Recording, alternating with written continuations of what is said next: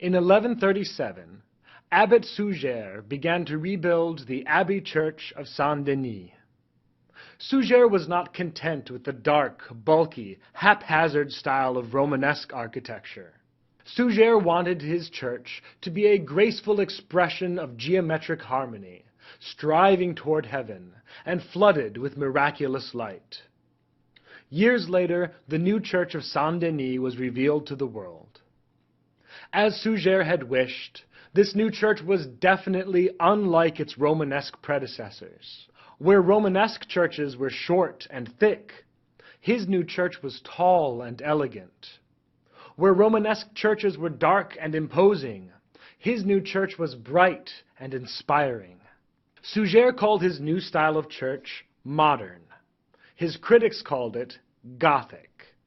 Now, when you hear the word Gothic, you probably think of the kids in high school. You know, the ones who wore a lot of black clothing and eyeliner and wrote depressing poetry of a questionable quality.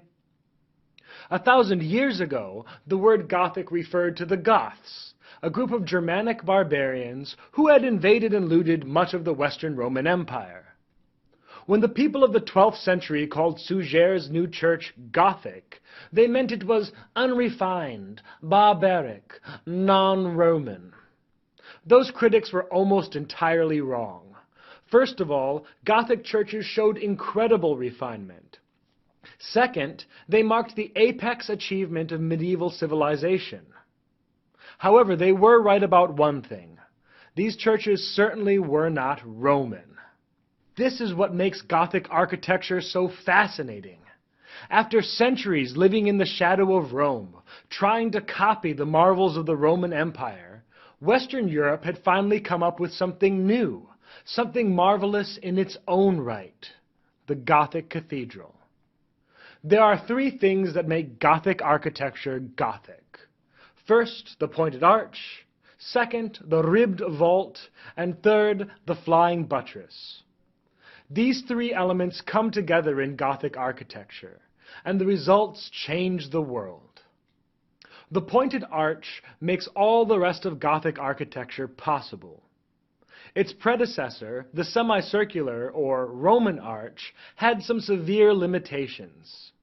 These limitations have to do with what engineers call stress lines.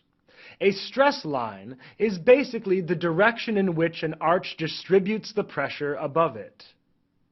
The stress lines of the semicircular arch are mostly horizontal. This meant that the weight above these arches was distributed to the sides of the arch, pushing against the walls on either side. This is why Romanesque churches had such thick walls and tiny windows. They needed all that bulk to support the weight of the roof pushing outwards. By contrast, the stress lines of the pointed arch are much more vertical. The weight above the pointed arch is mostly directed downward to the supporting pillars. This means that you no longer need big, heavy walls to support the roof. This redirection of force from a horizontal to a more vertical plane is characteristic of the other elements of Gothic architecture. This is especially true of the ribbed vault. A vault is, essentially, an extended arch made of masonry, used to roof a building. In early vaulted churches, the base arch was the standard semicircular arch. The resulting barrel vaulting was very heavy, and its stress lines tended to push out the walls of the church. Romanesque architects had overcome this limitation through the use of groin vaulting, which redirected the weight of the vaulting to a few points, instead of having it spread across the entire wall. Later Romanesque architects were able to reduce the weight of the vault, and further focus the mass, through the use of ribbed vaulting. Ribbed vaulting essentially makes a web of strong arches or ribs, and then fills in the gaps between these ribs with lighter materials. And because all the weight rests on those rib arches, the pressure can be focused to a very small area. Gothic architects were able to further focus this weight by replacing the Romanesque semicircular arches with pointed arches. Since the pointed arch does a better job directing weight downward rather than sideways, the need for bulky Romanesque walls was greatly reduced. Instead of thick walls, Gothic churches needed only a few piers to hold up these massive ceilings. And since the rest of the walls no longer needed to support the whole ceiling, they could be filled with luminous stained glass windows. You can learn more about Gothic stained glass windows in our lesson on Gothic art. Before moving on, it is worth noting that, in England, rib vaulting got even more ambitious and intricate, resulting in a uniquely English style of rib vaulting called fan vaulting. Now, using rib vaulting to focus all the weight of the ceiling onto a few piers had an unfortunate side effect for Gothic architects. Try as they might to direct the weight of the roof downward with pointed arches and rib vaults, millions of pounds of vaulted ceiling could not help but push outward along its stress lines. Since the piers were no longer supported by massive walls, Gothic architects needed to come up with a new way to help these piers shoulder their huge burdens without falling over. The architect of Saint-Denis came up with a brilliant solution. He realized that the outward pressure on the wall was not universal. Instead, it was focused in a few areas.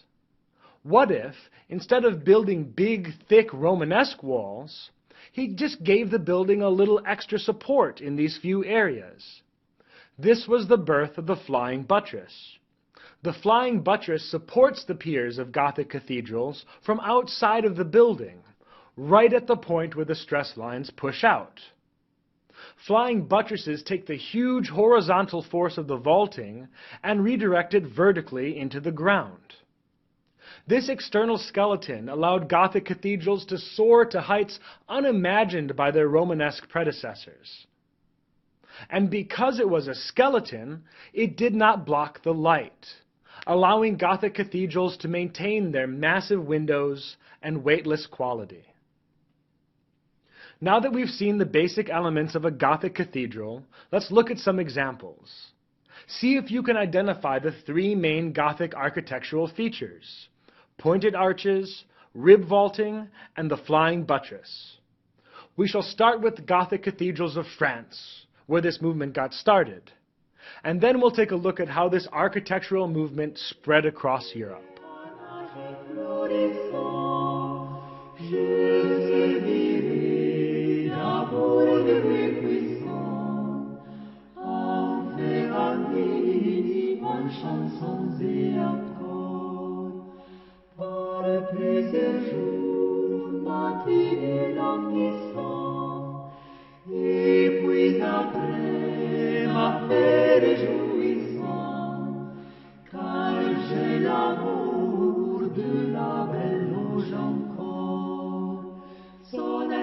C'est ma fiance, donc les miennes, mais les siennes, si des tristesses, vive diverses, puisqu'un amour m'attende bien, puisqu'un amour m'attende bien.